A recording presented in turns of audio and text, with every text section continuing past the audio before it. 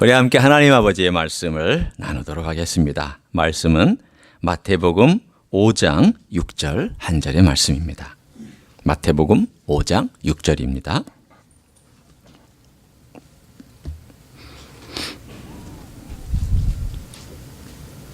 네, 찾으신 줄 알고 같이 한 목소리로 읽습니다. 시작. 의에 줄이고 목마른 자는 복이 있나니 그들이 배부를 것임이요. 아멘. 저에게 음식이 힘들었던 시절이 있었습니다. 대학생 때 이곳에서 한 3년, 한국에서 한 2년 이렇게 저는 총 한 5년 정도를 다녔습니다. 대학교. 그런데 여기서 있는 한 2, 3년 기간 동안에 참 위험 때문에 고생 많이 했습니다. 그래서 이 위험을 좀 고쳐보려고 병원에 가면 병원에서 신경성입니다. 그 말 한마디면 끝났습니다. 제일 힘든 게 나는 힘들어 죽겠는데 의사는 너무 간단하게 다 조사해보고는 신경성이라고 하면 결국은 네 문제니까 네가 알아서 해결해라. 이거밖에는 더 되겠습니까? 너 신경 쓰지 마라. 사실 제일 어려운 숙제 중에 하나가 신경 쓸 일 많고 아주 민감하게 예민해져 있는데 신경 쓰지 마라. 잘 안 되잖아요. 이게 인간의 힘으로 잘 됩니까? 내가 잘 되겠습니까? 더군다나 젊었을 때 그 마음이 잘 다스려집니까? 지금도 안 다스려지는데 우리 인생은. 너무 힘들 때 먹는 게 사실은 즐거워야 되는데 그래 즐겁지를 못했습니다. 어디 교인들이 젊은 사람들 초청해가지고 막 오라고 그러면 가긴 가죠. 왜냐하면 초청한 곳이니까. 그러나 마음껏 먹지를 못하고 이렇게 접시에다가 소화 잘 되는 것들 중심으로 몇 개 이렇게 살짝 담고 먹으면 틀림없이 100% 물어봅니다. 뭐라고 물어볼까요? 왜 그렇게 조금 먹냐고? 그리고 거기다 뭐라고 붙일까요? 그 나이에는 철도 씹어 먹고 철도 소화시킨다고 얘기하고 그렇게 먹어가지고 되겠느냐고. 레파토리가 똑같습니다. 우리 한국 분들 제가 안 먹으면 젊은 이들에게 말하는 내용이 있죠. 그러면 저는 변명을 하죠. 제가 좀 소화가 요즘 잘 안 돼서 그렇습니다. 가만히 생각해 보니까 그때 내가 왜 그렇게 힘들게 살았지? 왜 그렇게 위에 염증이 있도록 신경 썼지? 물론 여러 가지 이유가 있었습니다만은 가만히 생각해 보니까 참 음식을 즐기지를 못했습니다. 입맛이 없었습니다. 여러분 입맛이라는 게 얼마나 중요한지 여러분 아시죠? 이 음식을 놓고 있는데 입맛이 없으면 잘 먹지 못합니다. 깨작깨작거린다고 그러죠. 이 젓가락 가지고 이거 조금 들쳐서 먹다가 그냥 남하고 또 이렇게 남 눈치 봤다가 이렇게 깨작깨작거리는 그러한 시간을 보낼 때 남들도 불편하고 먹는 사람도 힘들 것입니다. 그러나 또 다른 종류의 음식을 놓고 잔치 자리에 와 있는데도 깨작거리거나 잘 안 먹는 사람의 종류가 또 하나 있습니다. 그 사람은 어떤 사람이냐면 다른 데서 음식을 먹고 온 사람입니다. 지금 정성을 다해서 음식을 다 차려놨는데 이 주인이 어떤 이유인지 모르지만 별로 마음에 안 들어서 그럴 수도 있어요. 자기가 원하는 음식, 자기가 먹고 싶은 음식을 바깥에서 먹고 그 주인의 얼굴을 생각해서 어쩔 수 없이 그 자리에 와 있긴 하지만 음식을 조금 먹는 등 마는 등 그러면서 거기에다가 이 음식에 대한 품평까지 하면 진상 손님이 되는 것이죠. 여러분이 한번 생각해 보세요. 영적인 진리를 한번 우리 여기에 같이 대입해 보기를 원합니다. 주님이 잔치를 차리셨어요. 그런데 잔치에 다 안 오는 사람은 우리가 제껴두고 잔치에 와 있는데 어떤 사람은 젓가락을 들고 깨작깨작거립니다. 두 종류죠. 제가 예를 들었습니다. 옛날 제가 위험 때문에 음식을 못 먹었던 것처럼 뭔가 내적인 문제가 있어가지고 음식을 제대로 못 먹고 소화를 못 시키는 그래서 풍요로움을 느끼지 못하고 살아가는 한 종류의 인생이 있는가 하면 또 한 종류는 바깥에서 잔뜩 배불리 먹고 와서 별로 주님이 마련한 음식에 입맛이 당기지 않는. 왜? 이미 배가 꽉 찼으니까. 먹어도 그냥 조금 한두 젓가락 먹고 마는 그러한 사람이 있다고 한번 쳐보십시오. 주님이 주인이십니다. 잔치 자리를 위해서 음식도 마련하고 이것도 마련하고 아주 산의 진미 멋진 것들을 마련했는데 주님의 마음이 어떠실 것 같아요? 여러분, 주인에게 음식을 마련한 주인에게 있어서 최고의 선물은 잘 먹어주는 거예요. 맛있게 먹어주는 거예요. 즐겁게 먹어주고, 그리고 먹고 난 다음에 우리 소지사님에게 해드리는 것처럼 잘 먹었습니다. 정말 맛있었습니다. 최고의 음식입니다. 라고 칭찬해 주는 거예요. 아니, 정말 거짓말을 하라는 게 아니에요. 맛있기 때문에 우리가 하는 건데 그 입맛이 굉장히 중요합니다. 오늘 이 말씀을 제가 그렇게 한번 바꿔볼까요? 오늘 여러분은 보면 의에 줄이고 목마른 게 무슨 뜻일까 이렇게 생각하시지만 제가 이 말을 이렇게 바꿔봅니다.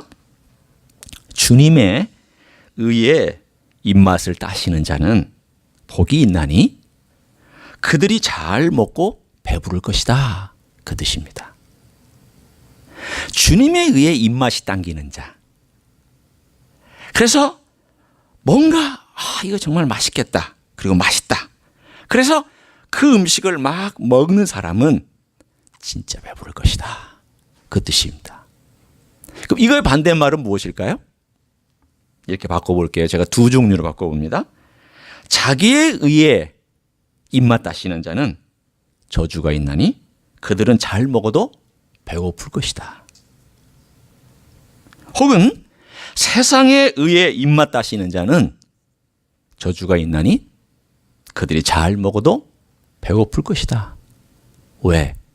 그 의는 사실은 가짜로 자기의 배를 헛되게 불리는 것에 불과하기 때문이라고 주님은 말씀해 주셨습니다. 그럼 도대체 이 의라는 것에 대해서 우리가 한번 생각해 볼 필요가 있습니다. 의, 그러니까 우리는 너무 거창하게 생각을 하죠. 그리고 성경의 의 그러면 그 성경적인 의를 위해서 우리가 창세기부터 요한계시록까지 다 찾아보려고 합니다. 그렇게 공부하시는 분은 저는 축하드리고 박수를 드리고 싶어요. 물론 이 안에는 별로 없으실 것 같아요. 그렇게 공부하시지 않아도 되기 때문에 저는 그렇게 권해드리고 싶지는 않지만 그러나 하시는 분은 또 축하해드리고 싶어요. 의는 정말 어려운 단어예요. 그러나 여러분 간단하게 생각하세요. 아주 간단하게. 의는 기준, 가치, value 시스템이에요. 기준, 가치, value 시스템이에요. 여기에 그대로 집어넣으면 가치에 줄이고 목마른 자. 그럼 어떤 가치? 주님의 가치. 주님의 가치에 입맛 당기는 사람. 주님의 기준에 입맛이 아주 길들여진 사람. 그리고 주님의 그 주시는 음식에 아주 식욕이 당기는 사람. 이런 뜻이에요. 이제 조금 여러분 와 닿으세요? 그게 뭘까요? 저는 먼저 주님의 것이 아닌 것부터 출발을 하려고 합니다. 주님의 의가 아닌, 주님의 가치가 아닌, 주님의 기준이 아닌 세상의 기준이나 혹은 인간이 만들어낸 어떤 기준들, 가치 체계들, 우리가 흔히 밸류 시스템이라 얘기하는 그 부분에 대하여 저는 한 3가지 정도만 얘기하고 다시 우리 주님의 의로 돌아오려고 합니다. 첫 번째는요, 동양적 사고방식인데 그것은 바로 수치의 문화입니다. 동양의 사고는, 동양의 윤리는 수치예요. 내가 수치를 당하지 아니하면 괜찮은 거예요. 우리 가정이 수치를 당하지 아니하면 괜찮은 거예요. 따라서 우리가 살아갈 때에 가정의 명예, 가족의 명예, 그리고 혹은 나의 명예까지 다 포함하여서 명예가 실추되는 것을 굉장히 수치스럽게 생각합니다. 왜 한국 사람 엄마들이 그렇게 열심히 자녀들 공부시키려고 할까요? 자녀의 행복과 미래를 위해서 그럴까요? 그것만은 아니에요. 자기 자신의 명예와 집안의 명예 때문에 강력한 내적인 밸류 시스템이 그 안에 있기 때문에 비교해 봤을 때 저 집안보다는 나아야 되고요. 내 친구보다는 높아야 되고 내 친구의 자식보다는 잘 돼야 돼요. 우리 집안의 명예가 달려있다고 생각하는 그 뿌리 깊은 사상이 동양의 사고방식 가운데 깊이 들어있습니다. 공자도 그랬습니다. 유교의 창시자인 공자가 도덕이란 윤리란 수치를 아는 것이다 그랬습니다. 아주 명확하게 동양적인 사고방식에 대하여 정의를 잘 내린 것입니다. 그러나 그것은 굉장한 오류를 가져옵니다. 왜 오류를 가져올까요? 집단적 사고방식에 묻어서 가기 때문이에요. 우리 집안이 오케이 되면 실수해도 괜찮아요. 우리 집안이 명예를 얻으면 그게 잘못이든 잘잘못을 따지지 않아도 괜찮아요. 그의 극단적인 예가 사실은 모슬림에게 있는 이야기이긴 하지만 그 동양적인 사고방식에게도 있는 것이기 때문에 제가 예를 듭니다. 명예살인이라는 게 있습니다. 명예살인이라는 것은 예를 들어 우리 집안에 여동생이나 어떤 남동생이 있는데 얘가 모슬림을 떠났다든가 혹은 어떤 불명예스러운 일을 했을 때에 직접 가서 죽이는 것, 이걸 명예살인이라고 합니다. 식구가 죽이는 것이죠. 끔찍한 것입니다. 그런데 이것에 대하여 그들의 법정은 너그럽습니다. 왜 그럴까요? 한 개인의 생명보다 전체 공동체의 명예가 더 소중하다고 여기는 가치 판단 때문입니다. 그게 의의 기준입니다. 동양은 이게 너무 강합니다. 지난 5천년의 기간 동안 꼭 유교뿐만이 아니라 우리의 삶 속에서 가지고 있는 이 가치 체계를 가지고 있기 때문에 절대적인 기준이 중요한 게 아니라 내가 어떤 체면을 잃어버리느냐. 여러분 교회에서도 말이죠. 내가 죄를 고백하기 어려운 한국 사람들이 특별히 죄를 고백하지 못하는 이유가 뭘까요? 내 체면 때문이에요. 수치스러움 때문이에요. 수치를 당하면 어떡하나. 체면이 깎이면 어떡하나. 내가 부끄러워지면 어떡하나. 그러니 고백을 못해요. 그리고 사람들 앞에 가서 내가 정말 잘못했습니다. 미안합니다. 용서해 주십시오. 이 말을 못해요. 한국 기독교인 정말 이거 앞으로 숙제입니다. 한국뿐만이 아니라 여기 이민사회에서 살고 있는 우리 한국 기독교인의 가장 큰 이 스텀블링 블락, 가장 큰 예수님을 믿는데 예수님을 가까이 믿고 나아가야 되는데 가지도 못하고 오지도 못하는, 세상으로 나가지도 못하는 아주 꼼짝달싹하지 못하게 만드는 가장 큰 가치체계 하나, 그 의의 기준이 하나가 뭐냐면 이 수치의 문화. 이게 어마어마하게 한국 사람의 마음속에 꽉 하고 또아리를 들고 꽉 붙잡고 있습니다. 또 하나가 있습니다. 그건 서구 문화입니다.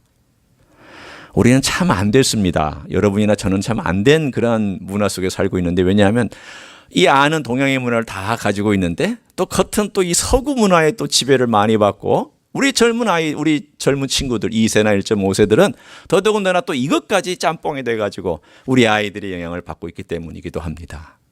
물론 대한민국도 받고 있습니다. 그건 다른 것이 아니라 바로 상대적 가치주의라고 하는 것이 이 서구 사회에 지금 만연해 있는 모든 가치 체계에 자기들의 의의가 되어버리고 말았습니다. 예를 들면 이런 것입니다. 환원주의라는 게 있습니다. 여러분이 익숙하지 않은 단어죠. 영어로는 reductionism이라고 얘기를 합니다. 그러니까 간단하게 제가 예를 들면 reductionism, 환원주의라는 건 뭐냐면 모든 이 활동과 또는 정신세계 활동 또는 내가 움직이는 이 활동들을 다 줄이고 가장 환원시켜서 물질의 작용으로 설명해내는 겁니다. 예를 들면 사랑은요, 옥시토신의 활발한 움직임이에요. 내가 누군가를 사랑하면은 뇌에서부터 옥시토신이 많이 나와가지고 그것이 막 활성화되는 것이에요. 그런 설명이에요, 단순하게. 제가 정신이라고 얘기하는 것도 어떤 거냐면 우리 안에 쌓여져 있는 이 정보가 전기 신호를 통해서 내 입술을 움직여서 말하고 있는 이런 거예요. 설교도 단순한 거예요. 문학 작품도 단순한 거예요. 그냥 이 정신이라는 것도 모든 물질의 법칙과 물리 법칙에 의해서 움직이는 그러한 것들에 불과해요. 그렇게 설명하려고 하잖아요. 요즘 AI 어떻게 생겨난 걸까요? 다 그런 거예요. 인공지능이 다 우리하고 그들하고 언젠가는 별 차이 없이 될 것이다라고 하는 그런 관념을 그들은 똑같이 공유하고 있어요. 과학이 참 발달할 만한 그런 사상이죠. 그런데 이 사상은 무엇과 연결되어 있냐면 유물론입니다. 인간의 모든 것은 물질로 되어 있고 물리적인 법칙으로 다 설명된다는 것. 그리고 하나님이라는 것은 증명할 수 없기 때문에 존재하지도 않지만 또 증명할 필요도 없다라고 여겨버리는 것입니다. 인간의 영혼? 인간의 영혼 없습니다. 그들에게는 인간의 영혼이란 의미가 없습니다. 이것이 환원주의자들이 주장하고 있는 대부분의 과학자들이 주장하고 있는 내용입니다. 그것은 유물론이고 그것은 또한 물질주의고 그것은 또한 진화론과 연결되어 있습니다. 왜냐하면 인간에게 독특한 영혼이 없다 하면 동물이나 인간이나 똑같습니다. 단지 인간의 조상들이 선택을 잘 해가지고 우연히 선택을 잘 해가지고 이렇게 고등 인간으로서 존재하게 됐고 또는 그렇지 않은 존재로 됐던 그 선택 때문에 그렇게 된 것이라는 설명밖에는 그들이 할 수 있는 게 없습니다. 그 체계 가운데는 뭐가 항상 들어와 있을까요? 죄의 문제가 항상 들어와서 그들에게는 이 죄는 없다라고 얘기를 합니다. 왜 그럴까요? 죄는 그들에게 있어서 사회의 컨센서스, 사회가 만들어 놓은 공동체의 어떤 의식과 공동체에 지켜야 될 규율을 어긴 것이 죄지, 그게 무슨 내면의 불안한 정도에 불과한 것이 죄라고 그들은 절대 정의하지 않습니다. 여러분, 얼마나 무서운 것일까요? 사탄이 만들어낸 것 중에 가장 큰 무기 중에 하나가 죄의 개념을 없애버리는 것입니다. 죄의 개념을 없애면 구세주가 필요 없습니다. 죄의 개념이 없어버리면 구원이 필요 없고, 구원이 필요 없으면 예수님이 존재할 가치가 없으며, 예수님이 이 땅에 오실 필요도 없고, 십자가는 아무런 필요가 없어지는 결론에 도달합니다. 얼마나 무서운 일입니까? 이 서구 사회에 가지고 있는 것 중에 왜 종교 일치주의를 주장하고 있으면 이런 모든 것들을 다 얘기하고 있느냐? 이 종교도 오케이. 왜? 여기도 진리가 있고 여기도 진리가 있고 진리가 있는데, 그 진리라고 하는 것은 네가 선을 추구하다가 무언가 아름다움을 발견하든지 혹은 네가 마음의 만족을 얻으면 그게 다 진리다. 그리고 그 정신세계 가운데서 당신에게 도움이 된다면 다 오케이다. 절대적인 진리를 인정하지 않습니다. 왜? 우리는 다 인간의 세포뿐이고 다 인간은 그렇게 진화해서 얻은 결과뿐이며, 우린 다 사회적으로 그냥 이렇게 사회를 만들고 살아가는 것뿐이지, 이 사회에 어울리는 진리가 있고 저 사회에 어울리는 진리가 있다라고 정말 그럴싸하게 얘기하면서 기독교의 진리를 폄하시키고 없애버리고 그리고 묻어버리는 이러한 철저한 사회의 가르침 속에 우리 아이들이 노출되어 있습니다. 기도 많이 하셔야 됩니다. 여러분의 손주를 위해서 기도하셔야 되고 여러분의 자식들을 위해서 기도하셔야 됩니다. 왜냐하면 대학에서, 고등학교에서, 중학교에서, 초등학교에서 배우고 있는 것들은 다 그런 철학에 의해서 지금 이미 미국도 넘어가 있습니다. 의의가 뭘까요? 그들에게 의의는 상대적입니다. 너의 의의는 내 의의가 아니다. 내 의의는 내가 정하는 것이다. 그럼 할 말이 없는 거예요. 오늘 동양적인 수치의 집단적인 문화나 집단적인 의나 혹은 개인주의에 의해서 서구 사회가 환원론적인 그러한 가치과 물질주의를 가지고 내리는 그런 의나, 또 하나 우리가 이 땅에 살면서 특별히 그리스도인이 교회 안에서 갖는 내 자신의 self-righteousness, 자기의 의나 다 하나님의 의를 거부하고 내 배를 배부르게 만드는 그러한 것들, 곧 하나님의 의를 거절하는 의라고 말할 수가 있습니다. 가만히 생각해 보면 제가 언제 내 셀프 라이처스니스가 강했던가를 생각해 봤습니다. 이 말씀을 준비하면서 내가 언제 그랬지? 언제 이 셀프 라이처스니스가 강해서 주님의 그 라이처스니스, 의에 대한 목마름도 입맛도 당기지 않고 내가 그렇게 살았지?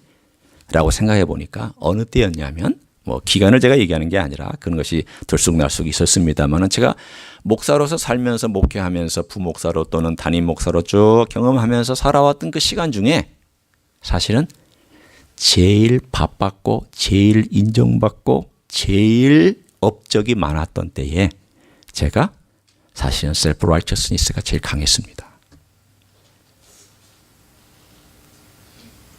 그때 하나님 말씀이 별로 맛에 당기지 않았습니다. 부지런히 가르쳤고요. 부지런히 제자 훈련했고 부지런히 학교에 가서 가르치기도 했고 부지런히 목회하기도 했지만 정말 정신없이 말씀을 가르치고 정신없이 나눴지만 사실은 그 말씀이 정말 내게 생명이 되고 정말 이 말씀이 이런 것이구나라고 알아서 한 것이라기보다도 사실은 직업적인 기능인으로서 제가 끊임없이 그냥 토해내고 말았던 것이었습니다. 생각해 보십시오. 내 안에 생명의 샘이 차오르지도 않은데 바가지로 긁어서 바가지로 긁지 않아서 여기서 물이 나오지 않으니까 남의 샘에 가서 그냥 갖다가 벗어줬습니다. 그 얘기는 뭘까요? 그냥 정말 내가 깊이 하나님의 말씀을 깊이 파고 들어가고 그 안에서 나오는 생명을 가지고 거기서 곰씹고 거기서 나오는 말씀을 가지고 성도들을 먹인 것이 아니라 여러 가지 자료들과 여러 가지 것들을 가지고 객관적인 것들을 끌어모아다가 던져주는 그러한 일들을 했다는 것입니다. 무슨 뜻일까요? 여러분 셀프 라이처스니스를 가만히 생각해 보니까 내가 주님의 의와 주의 말씀에 대한 목마름과 입맛이 없었구나. 내가 입맛이 없었구나. 그렇습니다. 내가 하나님 말씀을 단적인 예로 어느 때 내 셀프 라이처스니스가 강하게 작용하고 있는가를 가만히 생각해 보면은 내가 하나님 말씀에 대한 입맛을 잃어버린 때예요. 그 입맛이 당기지 않는 때예요.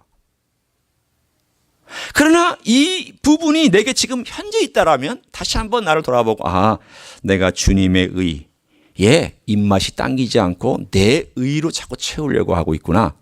여러분 자신의 업적, 자신의 봉사, 자신의 애씀, 땀 흘림, 인정받음, 사람들에게 칭찬받음 혹은 내가 이렇게 애쓰고 있으니까 어떤 축복이 임하겠지라고 생각하는 것들, 이런 모든 것들이 다 사실은 오늘 이 본문에 있는 내 의로 충족해서 배불러서 주님의 의를 바라지 않게 만드는 그러한 방해 요소가 됩니다.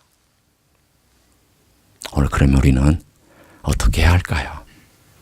오늘 다시 한번 돌아가 봅니다. 이제 드디어 이 본문의 이야기를 우리가 이렇게 쭉 종합해 볼 수 있는 시간입니다. 다시 한번 돌아와서 제가 이 말씀을 읽어드립니다. 주님의 의에 입맛이 당기고 갈급해하며 먹고 싶어하는 그 사람은 진짜 복이 있습니다. 왜냐하면 그들은 그 입맛 당기는 대로 먹을 것이며 그것 때문에 풍족하게 배가 채워질 것입니다. 그 놀라운 사실은 발견하는 게 고난 속에서 발견하기도 하고 아픔 속에서 발견하기도 하고 절망 속에서 발견하기도 하는 것이 인간의 현실입니다. 제가 한 예를 들어드립니다. 여러분이 조니 에릭슨 타다라고 하는 사람의 이야기를 혹시 들어보셨는지 모릅니다. 이 사람은 지금 67세입니다. 그런데 1967년 17살 나이에 미국 동부에 그 체사피크 만이 있잖아요. 그 체사피크 만이 있는데 거기 바닷가에서 바위에 올라가서 다이빙을 하다가 그 물이 얕게 깊은 줄 알고 다이빙을 했는데 그 아래 바위가 있는 걸 모르고 다이빙하다가 목이 거기에 꺾여가지고 이 목 아래로 여기 몇 번 경추 아래로 완전히 꺾이는 바람에 전체를 움직이지 못하는 그러한 뭐라고 그럴까 사고를 당한 그런 17살 소녀였습니다. 바로 병원에 실려갔지만 의사의 방법과 현대 과학으로는 회복시킬 능력이 없었습니다. 너무 절망했습니다. 17살이었습니다. 죽고 싶었습니다. 자기 옆에 있는 자매에게 내가 죽고 싶은데 내가 죽을 능력이 없어. 아무것도 움직이질 못하니까. 그래 나에게 좀 약 좀 갖다 줘. 내 팔을 좀 면도칼로 그어줘. 나 좀 어떻게 죽일 방법을 좀 생각해 줘. 내가 이런 모습 가지고 평생 산다는 것이 너무 괴로워. 어느 날 친구가 와서 요한복음 10장 10절을 읽어줬습니다. 내가 온 것은 양으로 생명을 얻게 하고 그 생명을 풍성하게 하려 하는 것이다. 이 말을 듣는 순간 막 화가 나가지고 막 고함을 질렀습니다. 내 모습을 보라고 네가 나한테 그런 말을 할 수 있겠느냐고. 내 인생이 풍성하느냐고. 이게 지금 무슨 꼴인데 나보고 풍성함을 얻게 하는 것이냐고 막 화를 내면서 그렇게 반발을 했습니다. 3년 동안 씨름했습니다. 왜 이런 일이 일어났냐? 왜 하필이면 나냐? 왜 내가 이런 사고를 당해서 꼼짝달싹하지 못하냐? 변도 누가 받아줘야 되고 모든 음식도 누가 떠먹여줘야 되고 아무것도 할 수 없는 그냥 목 위만 살아있는 이런 인생을 내가 언제까지 살아가느냐. 3년 동안 씨름하는데 어느 날 어느 친구 하나가 와서 이런 말을 했습니다. 저니 생각해봐. 예수님도 너와 같이 꼼짝달싹하지 못하는 그런 시간이 있었어. 예수님도 그렇게 너처럼 아무것도 하지 못하는 너의 마음을 아시고 너의 상태를 정확하게 이해하실 수 있어. 저니 에릭슨 이게 무슨 뜻인가 해서 그게 무슨 말이야? 라고 물으니까 이 친구가 이렇게 대답을 했습니다.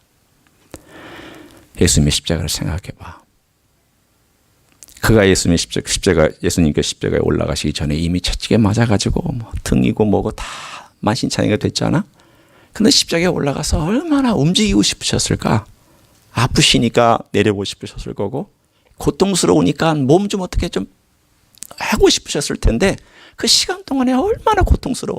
꼼짝달싹하지 못하고 움직이지도 못하고 그 얼마나 힘들었을까. 예수님 너하고 똑같이 그런 시간을 가지셨어. 그러니 예수님이 너를 아셔. 그 소리가 그 여인에게, 그 저니 에릭슨에게 나이가 20살이 되던 해에 갑자기 눈이 확 열리고 갑자기 마음이 열리는 그러한 하나님의 계시였었습니다. 그 이후로 이 저니 에릭슨이 마음을 열고 주님의 사랑, 나를 아시는구나. 내 고통을 이해하시는구나. 나를 사랑해 주셨구나. 그러면서 그 나이 이후로 그는 하나님의 말씀을 다시금 보기 시작을 했습니다. 그 전에는 원망과 저주와 그리고 이 세상에 살고 싶지 않은 그러한 것들로 그냥 모든 것이 입맛이 다 쓰기만 했고 모든 것이 다 독이 되었지만 갑자기 그 입맛이 하나님 말씀이 그의 마음속에 마치 맛있는 음식이 되어서 그 사랑의 주님이 그에게 들어오기 시작하면서 그 저니 에릭슨 타다는 엄청난 일을 지금 목사들이 못하는 엄청난 일을 했습니다. 지금 여기 여러분 101 타고 쭉 올라가시다 보면은요. 여기서 한 40분에서 1시간 가다 보면 저니 에릭슨 타다 파운데이션이라는 게 있어요. 여기 가까운 곳에 있습니다. 이분이 전 세계에 이러한 불행한 사람들을 위해서 사역을 펼치고 있어요. 저는 그 사역의 혜택을 받은 아주 자매를 알아요. 똑같이 17살에 기계체조를 하다가 사고가 나가지고 목에 이하가 완전히 마비가 된 김소영, 저하고 비슷한 이름을 가진 김소영이라는 자매. 언젠가 제가 얘기한 적이 있었을 거예요. 제가 한국에서 목회할 때 제 교회에 나왔던 자매예요. 늘 휠체어를 타고 다녔어요. 전동 휠체어를 타고. 저 멀리 반포에서부터 제가 있었던 마포까지 그리고 이렇게 장애인 그 차를 타고 와서 예배드리고 함께 성경 공부하고 또 그런 장애인들을 위해 성경 공부를 인도해주고 그리고 그 했던 자매가 사실은 이 파운데이션에서 장학금을 다 되져가지고 여기에 있는 그 메스터스 칼리지라고 있어요. 신학교. 메스터스 칼리지에서 MDB로 공부하고 한국에 돌아와서 사역을 하는 그런 자매가 있어요. 그 도움을 이 조니 에릭슨 타다 파운데이션에서 얻었던 것입니다. 제가 4년 전에 이번에 4년 전에 했던 간증을 들었습니다. 4년 전이니까 이제 이분이 이렇게 몸을 움직이지 못한 지 46년째 되던 해입니다. 지금 50년째니까 여러분 참 긴 시간을. 근데 그분의 얼굴 보고 있으면요, 내가 부끄러워져요. 야, 참 밝다. 참 꼭 천사 같다라는 생각을 합니다. 근데 이분이 어떤 얘기를 했냐면 46년 동안 이렇게 갇혀서 사는 것이 어떤 것인지 여러분 상상이 되십니까? 쉽지 않습니다. 나도 이거 낳고 싶어가지고 치유한다고 하는 유명한 목사님들 쫓아갔습니다. 근데 하나님 만나게 해주시더라고요. 처음에는 좌절했는데 나중에는 하나님께서 저에게 이렇게 말씀해 주시는 거예요. 네가 갇혀있지만 내가 너를 위해서 한 것들을 한번 생각해 봐라. 그래서 가만히 생각해 보니까 그의 영혼이 갇혀있는 데서부터 자유를 얻었던 이야기들이 계속 나오기 시작한 거예요. 그 세월 동안 주님이 나를 얼마나 자유롭게 만들었는가. 내 영혼이 죄에 묶여 있었던, 죄의 사슬에 묶여 있었던 옛날의 관습과 내 셀프 라이처스니스와 내 가지고 있었던 것에 묻혀 있던 내가 얼마나 주님 때문에 내가 자유로워졌던가. 그러면서 이렇게 고백을 합니다. 나는 사실 내 가지고 있는 장애 때문에 짜증을 잘 냈습니다. 그런데 내가 짜증을 잘 내는 인생이라는 것을 깨닫고 주님 앞에 이게 내 의구나. 나는 장애인이니까 짜증내도 된다라고. 이게 내 의였구나. 남편을 교묘히 조정했습니다. 내가 남편을 교묘히 조정한 것이 내 셀프 라이처스였구나. 남들이 나를 혹은 사람들이 나를 칭찬해주고 내 사역이 어떻다고 얘기할 때 내가 가지고 있는 그런 셀프 라이처스가 있었구나. 그러면서 이 자매가 고백하기를 주님께서는 나를 가둬놓으셨지만 내 영혼은 주님 안에서 더 자유로움을 경험하고 내 삶은 얼마나 주님으로 채워졌는지 저는 모릅니다. 여러분, 우리의 삶에는 주님께서 우리를 가둬놓으신 때가 있습니다. 어떤 부분인가는 가둬놓으신 것이 있습니다. 어떤 부분인가는 좀 어떻게 움직였으면 좋겠는데 안 되는 부분이 있습니다. 답답합니다. 힘듭니다. 왜 안 돼? 왜 이러는 거야? 왜 이렇게 힘들어? 왜 이것은 남들은 다 그렇게 안 사는 것 같아? 왜 나는 이렇게 꼭 갇혀 있어야만 돼? 그런데 오히려 그 가운데에서 주님은 우리에게 뭘 가르쳐 주시고 계시는가? 더 중요한 것을 가르쳐 주고 더 영원한 것을 가르쳐 주고 더 멋진 것들을 알게 해주셨고 그것에 입맛이 당기도록 만들어 주셨던 것입니다. 여러분, 우리 입맛은 과거에 내 삶에 따라왔던 관습과 형식에 따라 내 입맛이 발달되어 있습니다. 그게 셀프 라이처스니스든 세상의 쾌락이든 돈 맛이든 또는 명예의 맛이든 세상에 인정받는 맛이든 내가 좋아하는 목표를 이루는 맛이든 어떤 맛이든지 간에 우리는 거기에 익숙해져 왔습니다. 그런데 예수님을 제대로 알고 예수님을 경험하고 나서는 이 입맛이 없어지고 새로운 곳에 대한 입맛이 생겨나기 시작합니다. 이 세상의 물질과 화려하게 없어지는 것들은 별거 아닌 것처럼 느껴지면서 입맛이 없어지고 영원한 것들을 향하여서 내 입맛이 더 발달되기 시작을 합니다. 여러분 지금 어떻습니까? 여러분의 입맛이 여전히 옛날의 입맛으로 남아있다면 우리는 예수님에 의해 입맛 당긴 사람이 아직 아닐 것입니다. 우리는 예수님에 의해 예수님의 가치에 예수님의 기준에 자꾸 입맛이 당겨서 이게 뭘까? 이거 좀 먹고 싶은데? 이거 좀 내가 찾고 싶은데? 그렇게 입맛이 당기는 그런 삶을 살아가고 있는가? 저에게도 적용이 됩니다. 이제 미국 와서 3년 지났죠. 3년 있으면서 여러분도 뭐 제가 자세히 얘기하지도 않지만 제 이 스테이터스 때문에 여러분 기도 많이 해주셨잖아요. 이제 얼마 안 있으면 영주권이 뭐 나오겠습니다만은 그것도 아무도 모르는 일이죠. 영주권이 그래서 얼마 전에 저희 제 아내하고 그런 얘기를 했습니다. 이제 뭐 한 달 안에 또는 한두 달 안에 나오겠지. 그런데 영주권 나오자마자 예수님 재림하시는 거 아니야? 그러면서 웃었던 적이 있습니다. 그러면 영주권 나오나만 하잖아요. 영주권 나와 지금까지 3년 동안 제가 꼼짝달싹하지 못하고 못 나가고 있는데 바깥으로 미국 땅에 딱 갇혀 있는데 물론 미국은 넓은 땅이긴 합니다만은 미국 땅인데 못 나가 제가 한국도 못 나가고 있었는데 아니 나오자마자 한국도 좀 가고 교인들 좀 만나고 친구들 좀 만나고 이거 하고 싶은데 아무것도 못하고 있었던 이 지난 3년이 갇혀 있었던 시간이란 말이에요. 저에게는 참 답답한 시간이기도 했고 엎치락뒤치락하는 변호사가 이 서류를 빼먹기도 하고 뭐 서류가 미비되기도 하고 그러면서 뭐 이렇게 엎치락뒤치락 되어진 이 과정 속에 아니 진작에 1년도 안 걸려서 나와야 될 이 영주권의 문제가 3년까지 이렇게 길어졌던 시간을 가만히 생각해 보니까 왜 그러셨어요?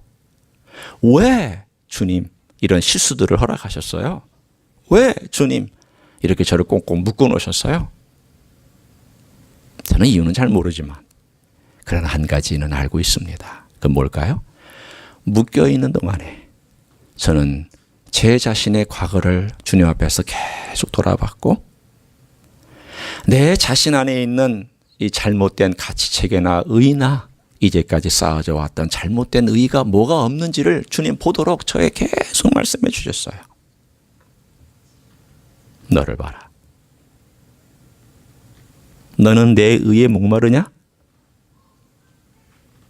너는 내 가치를 너의 생명의 음식으로 알고 그걸 먹으려고 그렇게 정말 간절히 원했느냐? 너는 정말 그것이 전부인 줄 알고 살아가느냐? 아니면 여전히 세상 것들과 너의 것들로 배불러서 나의 것들로 채워질 수 없는 그러한 너로 만족된 삶을 살아가고 있느냐? 계속 주님은 저를 보게 하셨어. 그래서 저는 감사해요. 저는 안 나온 것이 오히려 감사하고 이게 늦춰진 것이 오히려 감사하고 오히려 방해를 받았던 것이 오히려 감사하고 변호사가 실수한 것이 저는 감사하고 오히려 제가 어떤 의미의 소미는 움직이지 못했던 것이 오히려 감사하고 내가 결정하지 않아도 주님께서 알아서 그냥 테두리를 쳐버리신 것이 오히려 감사하고 그래서 주님 안에서 나는 별거 아니구나. 주님 별거가 되시는구나. 내가 만든 음식은 참 별 볼 일 없는 것들 내가 왜 거기에다 목숨 걸고 그렇게 살았지? 주님 주시는 그것들을 내가 알고 살아가야지. 그래서 지난 3년 동안 제가 이 말씀을 공부하는 제 스스로 이렇게 비춰보고 제 자신에게 먼저 적용하고 제가 말씀을 나누고 어떤 말씀 가운데 이렇게 살아왔던 삶에 지난 3년만큼 저에게 행복한 시간이 없었습니다. 그래서 저는 이 말이 무슨 의미인지 이제 조금 알 수 있을 것 같아요. 주님의 의에 혹은 주님의 말씀에 줄이고 목마른 자가 행복하다. 그를 먹고 싶어가지고 정말 마음에 간절함으로 사모하고 입맛 따시고 먹고 싶다 먹고 싶다. 그런 사람이 정말 행복한 사람이다. 여러분 행복하세요? 주님의 의로 채워질 거 생각하고 그걸 먹고 싶어서 행복한가? 그 주님 그 입맛 당기는 그 맛. 배고프신 여러분들에게 제가 이런 말을 해서 죄송하지만 정말 주님의 입맛. 주님의 그 입맛이 정말 내 영혼이 목말라 하고 내 영혼이 배고파하고 내 영혼이 그 입맛을 따시면서 걸어가는지 오늘 다시 한번 여러분의 영혼의 입맛을 다시 한번 점검해 보시고 혹시라도 그 입맛을 잃어버렸다면 주님 고쳐주세요. 만약 내 것 가지고 채웠다면 주님 십자가에 가지고 왔으니 해결해 주세요. 그리고 주님의 입맛으로 바꿔주세요. 그리고 주님의 음식을 먹고 제가 배불리 이 땅에서 풍성한 삶을 살게 해주세요. 이렇게 주님 은혜 가운데 주님께 요청하고 기도하고 응답받는 여러분 되시기를 우리 주 예수 그리스도의 이름으로 간절히 축원합니다. 기도하겠습니다.